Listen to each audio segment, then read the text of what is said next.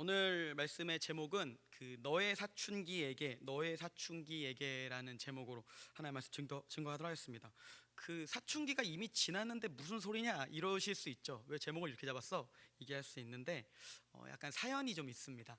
제가 얼마 전에 예전에 이렇게 작업을 할 때 음악을 좀 틀어놓고 이렇게 자동으로 재생되게 해놓고 작업을 하고 있었는데 갑자기 이렇게 눈이 이렇게 유튜브 영상을 틀어놓고 음악을 들으면서 작업을 하고 있었는데 인상 깊었던 장면이 하나 있었습니다. 사실 그냥 이렇게 배경화면처럼 넘어가는 시간들이어서 그냥 듣지도 않는데 이렇게 우연히 고개를 들었다가 굉장히 인상적인 장면이 하나 있었습니다. 무엇이었냐면 한 가수의 노래를 듣고 관객이 펑펑 우는 거예요. 진짜 펑펑. 부모님 돌아가신 줄 알았습니다. 이렇게 막 대성통까지 눈이 막 삐뻘개지면서. 근데 20대 여자였거든요. 여성인 분이 막 이렇게 울길래 무슨 사연인가 싶어서 이렇게 봤습니다. 부모님 돌아가셨나 하고 이렇게. 그러고 나서 그 영상 클립을 봤습니다. 작업을 멈추고 어떤 노래가 나오고 있는지, 어떤 가수인지를 들어보았습니다. 근데 그 가수 어떤 가수였냐면 볼빨간 사춘기라는 가수였습니다. 들어보셨습니까? 볼빨간 사춘기? 네, 들어보신 분도 계시죠? 네. 네, 이렇게 못 들어보신 분도 괜찮아요. 네, 못 들어보셔도 괜찮습니다. 요즘 그 아파트라는 노래가 다시 이렇게 제목의 노래가 막 뜨고 있거든요. 근데 이렇게 그 브루노 마스라는 이렇게 세계적인 팝스타와 우리나라의 로제라는 가수가 같이 이렇게 듀엣해서 부른 노래인데 갑자기 그 노래 말고 윤수일의 아파트가 다시 뜨기 시작하는 거예요. 그래서 그럴 수도 있겠다 생각했습니다. 뭐 이제 약간 우스갯소리고. 근데 이 볼빨간 사춘기의 그 노래, 어떤 노래를 불렀길래 이 여성분이 펑펑 울었는지 이렇게 그 장면을 봤거든요. 자막이 이렇게 나오는데 바로 이해가 됐습니다. 제가 그 가사를 읽어드리겠습니다. 한번 들어보십시오. 제가 노래를 부르긴 좀 그래서. 네. 네. 나는 한때 내가 이 세상에 사라지길 바랬어. 온 세상이 너무나 캄캄해 매일 울던 날. 차라리 내가 사라지면 마음이 편할까? 모두가 날 바라보는 시선이 너무나 두려워.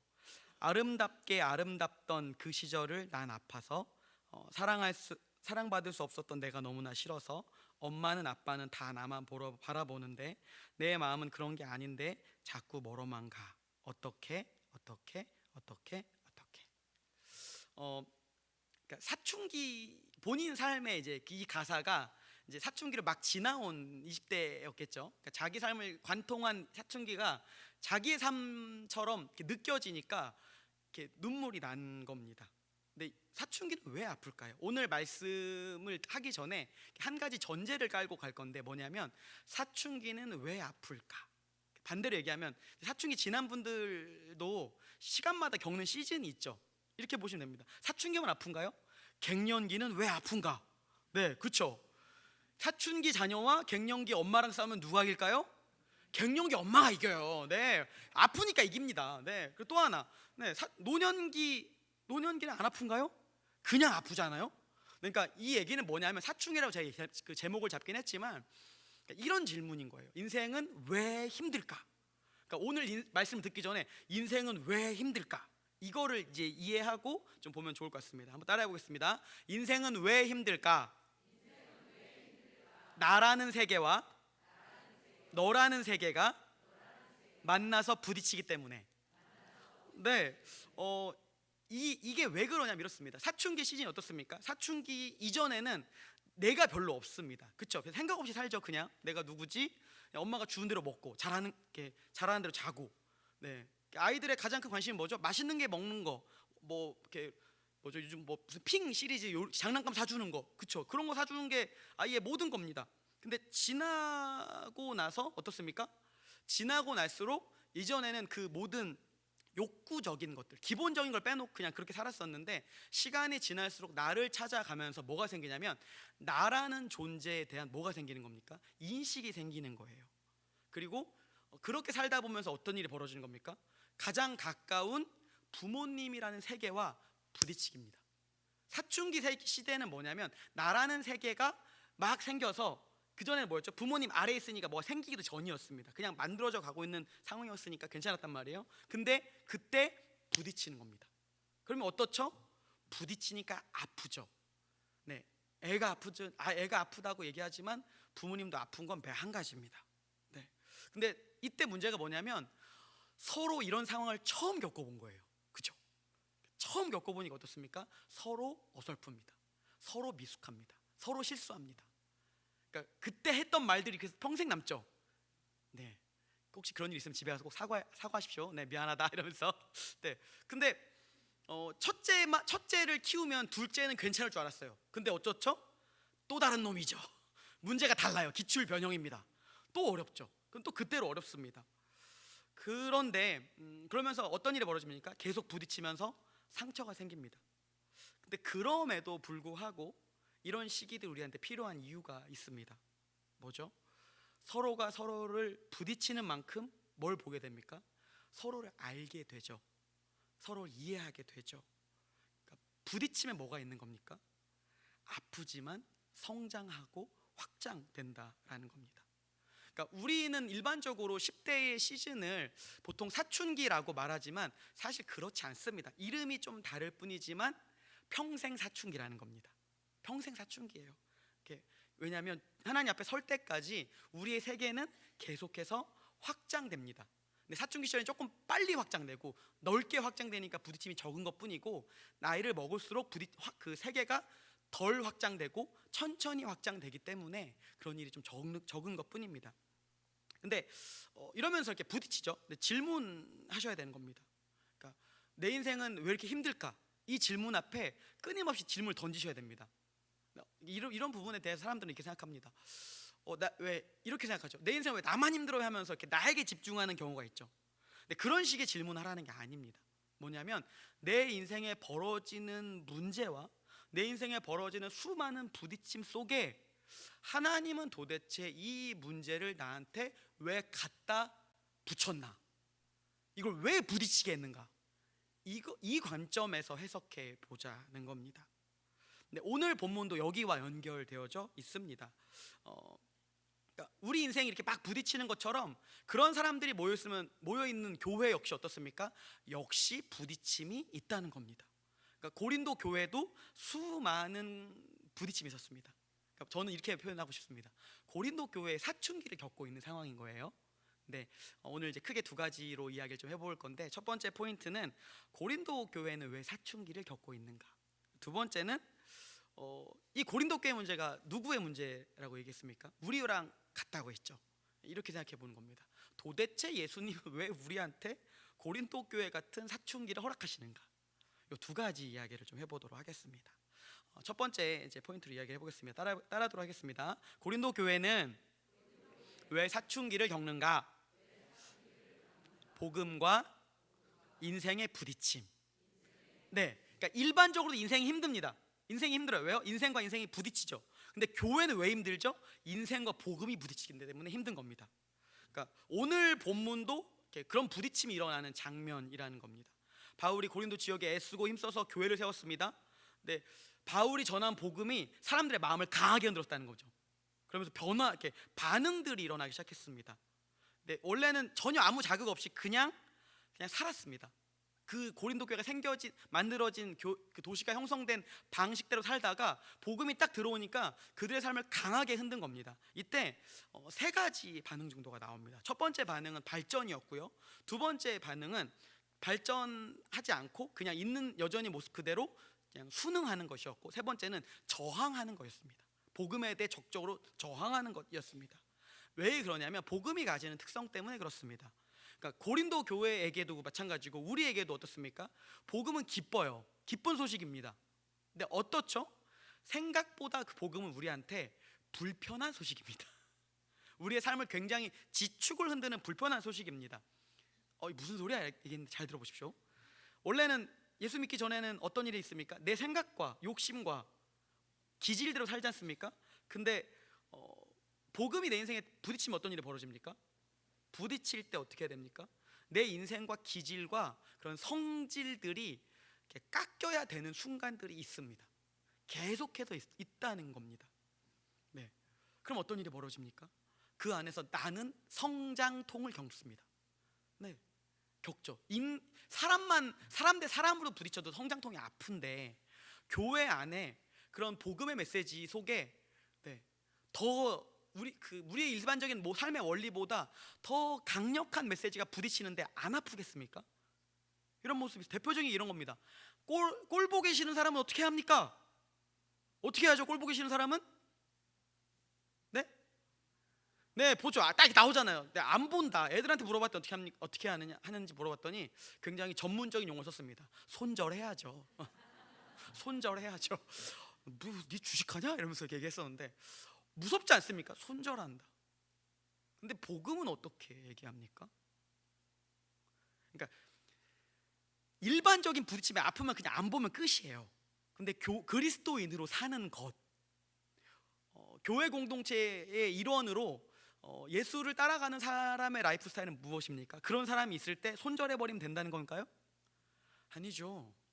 사랑하는 거죠. 얼마나 불편합니까? 생각만 해도 싫지 않습니까? 정말 싫은 사람을 앞에 딱 대해서 인사를 해야 돼요. 그러니까 말도 붙이기 싫은데 인사를 해야 되고요. 때로는 돌봐야 됩니다. 세상에 얼마나 싫겠습니까? 저도 목사지만 사람이지 않습니까? 저한테 꼴 보기 싫은 사람이 있을까요, 없을까요? 있죠. 저도 엄청 있어요. 사실은 진짜 저는 약간 이제 단점 중에 하나가 싫은 사람은 티가 확 나요. 이렇게 이러는데 저도 이게 저의 그 목회자의 이렇게 다듬어야 되는 부분인 걸 생각하고 제가 참 존경하는 한 목사님께 이렇게 여쭤봤습니다. 너무 이게 잘 해결이 안 되니까, 목사님, 제가 정말 보기 싫은 사람이 있는데, 정말 꼴 보기 싫은 사람이 있는데 어떻게 해야 됩니까? 그 대가가 한마디를 하셨습니다. 뭘 어떻게 해? 주님이 보내셨잖아. 그냥 해야지. 네, 한 대 세게 맞았습니다. 그러니까 주님이 보내셨다. 뭐죠? 너를 위해서 보낸 거다. 사랑해라. 네, 그 한마디였습니다. 근데 고린도 교회도 마찬가지라는 거예요. 문제가 없지 않습니다. 이전 같으면 그냥 안 보면 끝이었어요. 그냥 넘어가면 되는 거였습니다. 그냥 한 번쯤 눈 감으면 되는 문제들이었어요. 삶의 문제들에, 고린도 교회. 근데 복음이 딱 부딪히자마자 본인 삶이 어떤 겁니까? 이거를 직면해야 되는 겁니다.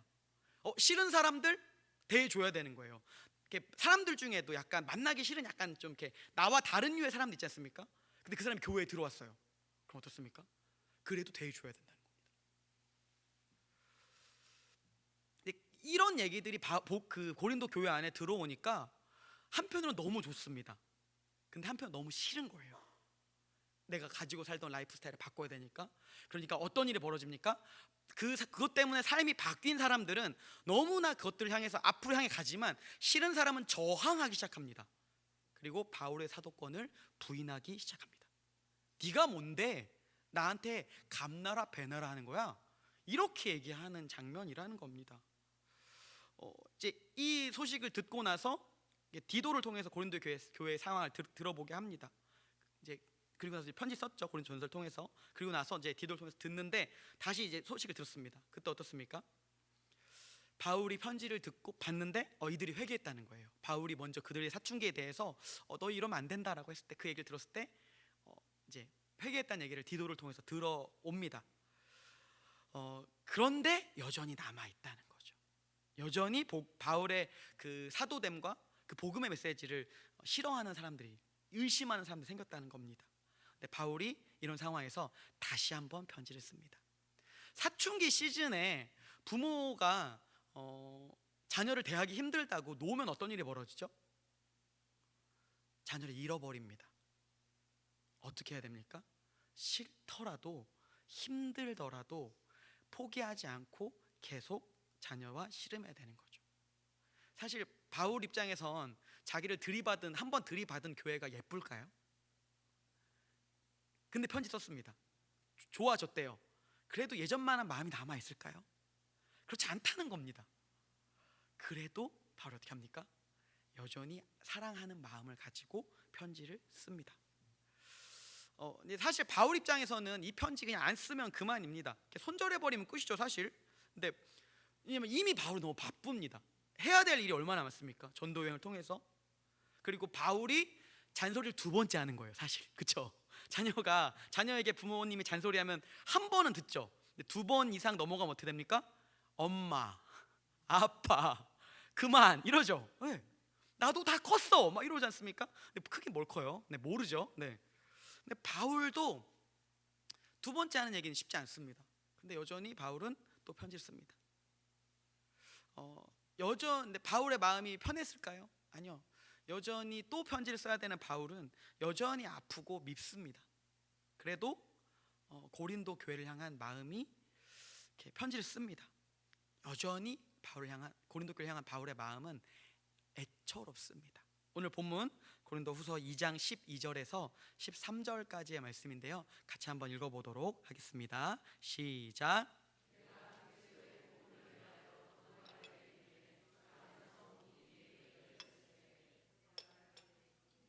13절 말씀 읽으십시오.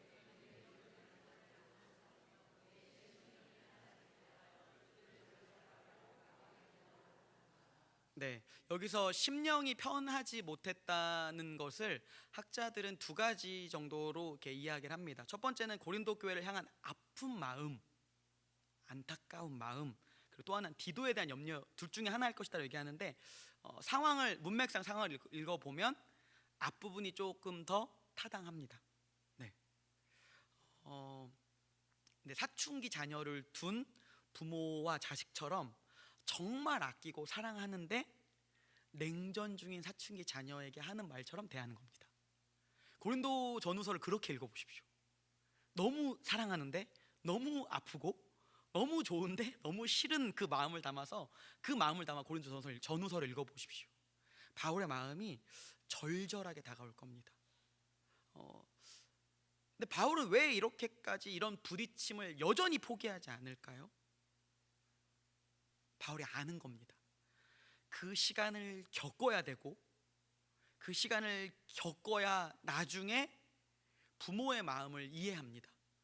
사춘기 자녀의 씨름을 해줘야 나중에 우리 엄마가 이랬구나, 우리 아빠가 이랬구나 나중에 이해하지 않습니까? 언제 부모님의 마음이 제일 뭉클하십니까? 내 자녀가 자녀를 낳았을 때 엄마 이렇게 힘들었어? 엄마 그때 그랬구나를 안다고 하지 않습니까? 아빠 이렇게 힘들었다고 하지 않습니까? 그 시기를 위해, 그게 성숙이거든요. 성장입니다. 한 인간을, 한 교회를 성숙하게 만들려면 결국 누군가는 끝까지 부딪혀야 됩니다. 포기하지 않고 달려가야 됩니다. 바울이 그걸 지금 하고 있다는 겁니다. 그래야 그러니까 복음과 인생이 부딪혀 봐야 이게 뭐가 중요한지를 안다는 겁니다. 바울의 그렇게 되었던 원동력이 어디에 있습니까? 바울도 사춘기 장난 아니었죠. 바울은 어떤 사람이었습니까? 더 자기 마음대로 살았습니다. 지나친 자기 열정으로 화가 가득해갖고 사람들 죽이려고 했지 않습니까? 그런 사춘기 속에 누가 찾아오셨습니까? 왜? 그 사춘기 같은 아들한테 예수님 찾아오셔서 그와 부딪히셨습니다. 어떻게 해요? 정말 세게 부딪히셨죠. 예수님 어떻게 하신 겁니까? 그 이후로도 바울의 삶이 어떻습니까? 바뀌지만 여전히 기질이 계속 남아있습니다. 부딪히고 승질머리가 안 죽습니다. 말년에 가서야 죽어요. 근데 바울이 사람들한테도 똑같이 다른 교회를 향해서 포기하지 않는 이유가 무엇입니까? 바울이 아는 겁니다. 자기를 포기하지 않으시는 그리스도, 자기의 성장과 성숙을 위해 포기하지 않는 그리스도가 나와 함께 하신다. 네, 그러니까 고린도 교회를 포기하지 않는 겁니다. 근데 말씀드렸죠. 고린도 교회는 우리와 상황이 너무 똑같다고, 우리의 이야기라고. 두 번째 포인트로 이야기해 보겠습니다. 따라해 볼까요? 예수님은 왜 우리에게 고린도 교회와 같은 사춘기를 허락하실까?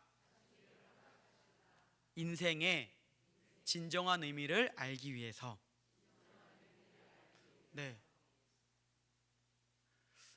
질문을 제가 좀 바꿔볼게요. 예수님은 왜 우리에게 김포제일교회에게 사춘기를 허락하실까? 고민해 보시라는 거죠. 요즘 시즌이 굉장히 중요한 시즌 아니겠습니까? 여러 가지 다 물려 있죠. 공동체적으로 고민해 보시자는 겁니다. 하나님은 왜 이 시즌에 우리에게 사춘기를 허락하시는가? 뭐라고 했죠? 복음과 인생이 계속 부딪히죠. 거기에 사람과 사람이 계속 부딪히죠. 그럼 뭐가 있습니까? 소란이 있습니다. 소동이 있습니다. 말들이 있습니다. 그런데 왜? 주제가 있죠. 공통적인 복음이라는 메시지 속에 교회 공동체가 가야 할 그 중요한 그 목적 속에 부딪히고 있는 거지 않습니까? 고민해 보자는 겁니다. 우리가 부딪히면서 우리가 어디에 줄을 서야 되지? 어느 방향으로 가야 하지를 고민해 보시라는 겁니다. 왜 부딪히게 합니까? 의미를 알게 하기 위해서. 네, 오늘 말씀 14절에서 17절까지의 말씀 같이 한번 읽어보도록 하겠습니다. 시작. 항상 우리를 그리스도 안에서 이기게 하시고 우리로 말미암아 각 처에서 그리스도를 아는 냄새를 나타내시는 하나님께 감사하노라. 우리는 구원받는 자들에게나 망하는 자들에게나 하나님 앞에서 그리스도의 향기니 이는 사람들에게는 사망으로부터 사망에 이르는 냄새요 저 사람에게는 생명으로부터 생명에 이르는 냄새라. 누가 이 일을 감당하리요? 우리는 수많은 사람들처럼 하나님의 말씀을 혼잡하게 하지 아니하고 곧 순전함으로 하나님께 받은 것 같이 하나님 앞에서와 그리스도 안에서 말하노라. 아멘. 바울이 여러 가지 어려움이 있습니다. 자기 인생도 어렵습니다. 근데 그 문제 많은 고린도 교회를 향해서 내가 이 일을 계속하는 이유가 있다. 계속 부딪히는 이유가 있다. 왜? 하나님께 있다. 네. 자기 인생 마치 자기 자신이 자신의 세계에 갇혀 우물한 개구리처럼 자기 인생이 전부인 것처럼 살았던 바울에게 그리스도가 찾아오셨습니다. 진짜 인생의 의미와 목적을 찾게 하기 위해서 그리스도가 그의 삶에 부딪히셨습니다. 어떻게 부딪혔습니까? 그냥 손을 하나 미셨습니까? 아니죠. 자기 전 존재를 바울에게 던지셨습니다. 예수님이 바울이 다메섹에 가는 그 길 속에 빛으로 나타나신 이유가 그겁니다. 대충 나타난 게 아니고요, 자신의 전 존재를 향해서 바울에게 부딪히신 겁니다. 이런 이후에 바울이 어떻게 됩니까? 자기의 그 강한 고집과 신념 속에 살던 바울이 이후에 어떻게 삽니까? 인생의 정확한 의미를 찾습니다. 찾아갑니다. 탐구합니다. 그리고 다른 사람들을 그 의미 속으로 찾아가도록 함께합니다. 바울이 아는 건 이겁니다. 자기도 실수하죠. 미숙하죠. 그래서 어떻게 합니까? 내 삶의 전적으로 전부를 향해서 부딪히신 그분이 길이라는 거예요. 길이십니다. 바른 길이시라는 겁니다. 인생의 의미를 이 참된 의미인 하나님께 갈 수 있는 바른 길이라는 겁니다. 그러니까 어떤 일이 바뀝니까? 여러 가지 일이 있어도 바울의 삶은 어떻습니까? 확신에 가득 차 있죠. 진정성 있는 확신. 이건 정말 되는 거야. 이건 정말 필요한 거야. 이건 정말 하나님의 뜻인 거야 라고 하는 기쁨이 넘치는 확신이 바울 안에 있습니다. 그러니까 어떻게 갑니까? 막 가는 거예요. 거침없이 담대하게 가는 겁니다. 네. 예수 그리스도께서 우리에게 바울에게 자신의 몸을 던진 이유가 무엇입니까? 그 사춘기를 경험하고 나니까 어떻게 되는 거예요? 아, 이게 진짜 바르게 가는 길이구나를 알게 된다는 겁니다. 그러면서 바울은 자신을 가리켜 이렇게 얘기합니다. 나는 그리스도의 향기. 여기엔 근데 양면성이 있습니다. 어떤 양면성이냐면 사람들에게 생명을 주는 냄새이기도 하고요, 다른 사람에게는 죽음을 주는 냄새이기도 한다는 겁니다. 예수님 이 땅에 오셔서 던진 메시지의 내용은 어땠습니까? 누군가에게는 생명 가득한 기쁜 소식이었습니다. 생명 냄새 가득한 기쁜 소식이었습니다. 누군가에게는 어떻습니까? 귀찮고 불편하고 싫은 죽음의 냄새 가득한 소식이었다는 거죠. 그러니까 복음은 우리한테 이런 양면성을 계속 던집니다. 불편하고 두렵고 힘듭니다. 그럼에도 불구하고 우리가 이 예수님을 따르는 이유에 가는 이유가 무엇입니까? 왜 계속 부딪혀야 합니까? 왜 예수 말씀과 우리가 계속 부딪혀야 합니까? 왜 우리가 사람들과 부딪혀야 합니까? 만나야 합니까? 그 사춘기 씨름을 왜 해야 합니까? 맞기 때문에 가는 거죠. 이 밤에 고민해 보시는 겁니다. 가는 길이 험하다고 해서, 가는 길이 안 좋다고 해서, 목적지 집에 가는 길이 집에 가는 길이 험하다고 해서 다른 길로 가실 겁니까? 그 길이 딱 집에 가는 길이 하나밖에 없는데 험하다고 해서 딴 길 가실 겁니까? 그럴 수 없지 않습니까? 가야 되는 길이에요. 어차피 가야 되는 길입니다. 주님이 우리한테 사춘기를 허락하신 이유가 있습니다. 부딪혀 보면 알아요. 부딪혀 보면 내가 가는 길이 정말 맞는 길인지, 이 길이 정말 옳은 길인지를 아는 겁니다. 그리고 부딪히는 순간에 느껴지는 즐거움이 있습니다. 뭐냐면 어느 순간에 이게 이렇게 딱 하고 맞는 순간이 있어요. 막 헤매다가 뭔가를 하고 뭔가를 살다가 어떤 중요한 인생의 원리를 발견하는 순간 어떻습니까? 기쁨이 넘치죠. 네. 그때까지 어떻게 해야 됩니까?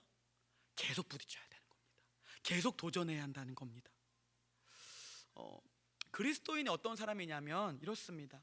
예수로 자신의 길을 확인하는 사람이 그리스도인이라는 겁니다. 그리고 그 다음은 어떻게 하는 사람입니까? 그리스도인 어떤 사람입니까? 자신과 같이 길을 헤매는 사람을 깨우는 작업을 하는 사람이 그리스도인이라는 겁니다. 내가 예전에 나는 이 세상, 한때 이 세상에 없는, 지워지길 바랬다고 말했던 그 고백이 내 안에 다 있지 않습니까? 근데 똑같은 사람이 옆에 있다는 거예요. 그 사람을 깨우라는 겁니다. 쉽지 않겠죠. 우울한 사람 깨울 때 쉽습니까? 움직이기 쉽습니까? 그렇지 않죠. 근데 어떻습니까? 그게 중요합니까? 살리려면 깨워야죠. 일으켜야죠. 그렇게 하라는 겁니다. 쉽지 않습니다. 저도 알아요. 이게 쉽지 않다는 걸 압니다. 사춘기의 아픔이 우리 공동체에 앞으로도 계속 있을 겁니다. 지금도 있고. 근데 포기하지 마십시오. 잊지 마십시오. 우리 주 예수 그리스도가 우리를 바른 길로 가기 위해서 어떻게 하셨습니까? 자신의 전 존재를 우리에게 부딪히셨습니다. 처음에 이야기했던 그 볼빨간 사춘기의 그 가사, 앞부분의 가사가 어떻게 마무리되냐면 그 후반부의 가사로 마무리되는 지점이 있습니다. 그 앞에 갈등이 후반부의 가사로 마무리되는 장면이 있습니다. 앞부분 되게 힘들다고 얘기했죠. 근데 마지막에 뭐라고 얘기하냐면 뒷부분에 삶을 포기하지 않겠다, 나는 살아보겠다 라고 합니다. 이게 뭐냐면 사춘기가 자신의 인생의 의미를 찾아가는 과정임을 가사가 말합니다. 한번 제가 읽어드릴게요. 그래도 난 어쩌면 내가 이 세상에 밝은 빛이라도 될까봐, 어쩌면 그 모든 아픔을 내딛고서라도 짧은 빛을 내볼까봐 포기할 수 없어. 하루도 맘 편히 잠들 수 없던 내가 이렇게라도 일어서 보려고 하면 내가 날 찾아주가봐. 철학적이지 않습니까? 자기가 빛이 될까봐. 근데 우리 어떤 사람이십니까? 어떤 존재입니까? 빛이신 그리스도가 우리 안에 담긴 사람이라는 거죠. 우리 안에 뭐가 있는 겁니까? 내 안에 빛, 우리가 인생을 포기할 수 없는 이유가 무엇입니까? 그리스도인으로 살아가야 하는 이유를 포기할 수 없는 이유가 무엇입니까? 내 안에 빛이신 그리스도가 안에 계시기 때문입니다. 빛 없는 사람들이 빛이 만들어지도록 그분을 소개하기 위해 우리가 포기하지 않은 이유가 여기에 있습니다. 네, 그렇게 가라는 겁니다. 말씀 정리하겠습니다. 네, 반줄 좀 해주시고요. 우리의 사춘기 인생 왜 이렇게 아프고 힘들었죠? 나라는 세계와 너라는 세계가 만나서 부딪혔기 때문입니다. 네, 고린도 교회는 왜 사춘기를 겪습니까? 복음과 인생의 부딪힘이었다는 거죠. 근데 누구 얘기입니까? 우리 얘기라는 겁니다. 예수님은 왜 우리에게 고린도 교회와 같은 사춘기를 허락하십니까? 우리 인생의 바른 의미를 알게 하기 위해서입니다.